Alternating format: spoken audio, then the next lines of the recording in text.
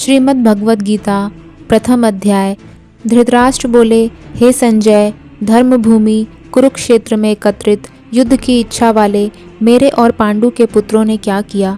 संजय बोले, उस समय राजा दुर्योधन ने व्यूहकर रचना युक्त पांडवों की सेना को देखकर और द्रोणाचार्य के पास जाकर ये वचन कहा, हे आचार्य, आपके बुद्धिमान शिष्य द्रुपद पुत्र धृष्टद्युम्न द्वारा व्यूहाकार खड़ी हुई पांडु पुत्रों की इस भारी सेना को देखिए। इस सेना में बड़े बड़े धनुषों वाले तथा युद्ध में भीम और अर्जुन के समान शूरवीर, सात्यकी और विराट तथा महारथी राजा द्रुपद, दृष्टकेतु और चेकितान तथा बलवान काशीराज, पुरुजित, कुंती भोज और मनुष्यों में श्रेष्ठ शैब्य, पराक्रमी युधामन्यु तथा बलवान उत्तमौजा, सुभद्रा पुत्र अभिमन्यु एवं द्रौपदी के 5 पुत्र, ये सभी महारथी हैं। हे ब्राह्मण श्रेष्ठ, अपने पक्ष में जो भी प्रधान है उनको आप समझ लीजिए। आपकी जानकारी के लिए मेरी सेना के जो सेनापति हैं उनको बतलाता हूँ। आप द्रोणाचार्य और पितामह भीष्म तथा कर्ण और संग्राम विजयी कृपाचार्य तथा वैसे ही अश्वत्थामा, विकर्ण और सोमदत्त का पुत्र भूरिश्रवा और भी मेरे लिए जीवन की आशा त्याग देने वाले बहुत से शूरवीर, अनेक प्रकार के शस्त्रों से सुसज्जित और सब के सब युद्ध में चतुर हैं। भीष्म पितामह द्वारा रक्षित हमारी वह सेना सब प्रकार से अजेय है और भीम द्वारा रक्षित इन लोगों की यह सेना जीतने में सुगम है। इसीलिए सब मोर्चों पर अपनी अपनी जगह स्थित रहते हुए आप लोग सभी निसंदेह भीष्म पितामह की ही सब ओर से रक्षा करें। कौरवों में वृद्ध बड़े प्रतापी पितामह भीष्म ने उस दुर्योधन के हृदय में हर्ष उत्पन्न करते हुए उच्च स्वर से सिंह की दहाड़ के समान गरज कर शंख बजाया। इसके पश्चात शंख और नगारे तथा ढोल, मृदंग और नरसिंघे आदि बाजे एक साथ ही बज उठे। उनका वह शब्द बड़ा भयंकर हुआ। इसके अनंतर सफ़ेद घोड़ों से युक्त उत्तम रथ में बैठे हुए भगवान श्री कृष्ण और अर्जुन ने भी अलौकिक शंख बजाए। भगवान श्री कृष्ण महाराज ने पांचजन्य नामक, अर्जुन ने देवदत्त नामक और भयानक कर्म वाले भीमसेन ने पौंड्र नामक महाशंख बजाया। कुंती पुत्र तथा युधिष्ठिर ने अनंत विजय नामक और नकुल तथा सहदेव ने सुघोष और मणिपुष्पक नामक शंख बजाए। श्रेष्ठ धनुष वाले काशीराज और महारथी शिखंडी एवं धृष्टद्युम्न तथा राजा विराट और अजेय सात्यकी, राजा द्रुपद एवं द्रौपदी के 5 पुत्रों और बड़ी भुजा वाले सुभद्रा पुत्र अभिमन्यु, इन सभी ने हे राजन सब ओर से अलग अलग शंख बजाए और उन भयानक शब्द ने आकाश और पृथ्वी को भी गुंजाते हुए धृतराष्ट्र के अर्थात आपके पक्ष वाले के हृदय विदृढ़ कर दिए।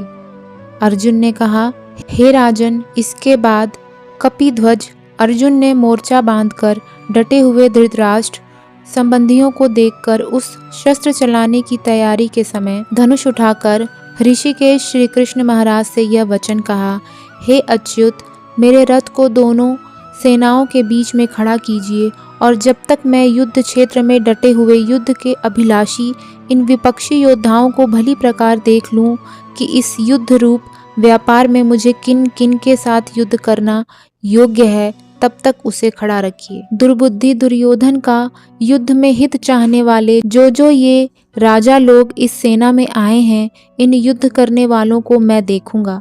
संजय बोले, हे धृतराष्ट्र, अर्जुन द्वारा इस प्रकार कहे हुए महाराज श्री कृष्णचंद्र ने दोनों सेनाओं के बीच में भीष्म और द्रोणाचार्य के सामने तथा संपूर्ण राजाओं के सामने उत्तम रथ को खड़ा करके इस प्रकार कहा कि हे पार्थ, युद्ध के लिए जुटे हुए इन कौरवों को देखो। इसके बाद प्रथापुत्र अर्जुन ने उन दोनों ही सेनाओं में स्थित ताऊ, चाचों को, दादों को, परदादों को, गुरुओं को, मामाओं को, भाइयों को, पुत्रों को, पौत्रों को तथा मित्रों को, ससुरों को और सुहृदों को भी देखा।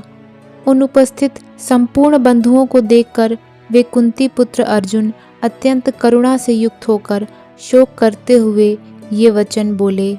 अर्जुन बोले, हे कृष्ण, युद्ध क्षेत्र में डटे हुए युद्ध के अभिलाषी इस स्वजन समुदाय को देखकर मेरे अंग शिथिल हुए जा रहे हैं और मुख सूखा जा रहा है तथा मेरे शरीर में कंप एवं रोमांच हो रहा है। हाथ से गांडीव धनुष गिर रहा है और त्वचा भी बहुत जल रही है तथा मेरा मन भ्रमित सा हो रहा है, इसीलिए मैं खड़ा रहने को भी समर्थ नहीं हूँ। हे केशव, मैं लक्षणों को भी विपरीत ही देख रहा हूँ तथा युद्ध में स्वजन समुदायों को मारकर कल्याण भी नहीं देखता। हे कृष्ण, मैं न तो विजय चाहता हूँ और न राज्य तथा सुखों को ही। हे गोविंद, हमें ऐसे राज्य से क्या प्रयोजन है अथवा ऐसे भोगों से और जीवन से भी क्या लाभ है। हमें जिनके लिए राज्य भोग सुखादि अभिष्ट हैं, वे ही ये सब धन और जीवन की आशा को त्याग कर युद्ध में खड़े हैं। गुरुजन, ताऊ चाचे, लड़के और उसी प्रकार दादे, मामे, ससुर, पौत्र, साले तथा और भी संबंधी लोग हैं। हे मधुसूदन, मुझे मारने पर भी अथवा तीनों लोगों के राज्य के लिए भी मैं इन सबको मारना नहीं चाहता, फिर पृथ्वी के लिए तो कहना ही क्या है। हे जनार्दन, धृतराष्ट्र के पुत्रों को मारकर हमें क्या प्रसन्नता होगी। इन आतताइयों को मारकर तो हमें पाप ही लगेगा।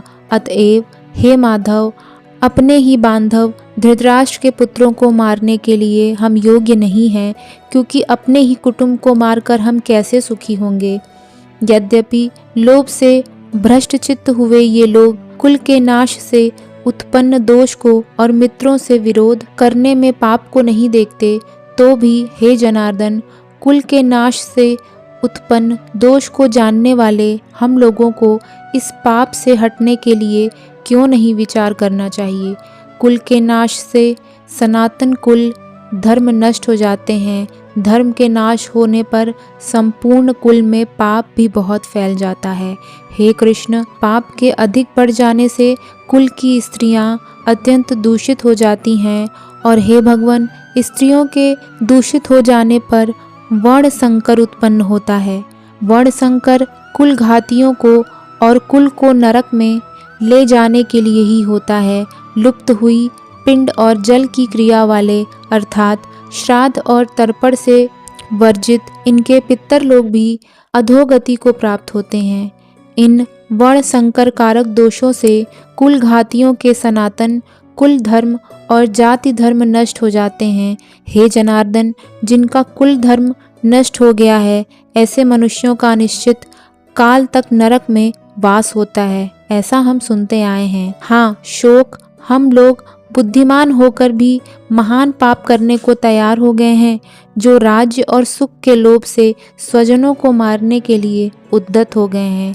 यदि मुझे शस्त्र रहित एवं सामना न करने वालों को शस्त्र हाथ में लिए हुए धृतराष्ट्र के पुत्र रण में मार डालें, तो वह मरना भी मेरे लिए अधिक कल्याणकर होगा। संजय बोले, रणभूमि में शोक से उद्विग्न मन वाले अर्जुन इस प्रकार कहकर बाण सहित धनुष को त्याग कर रथ के पिछले भाग में बैठ गए।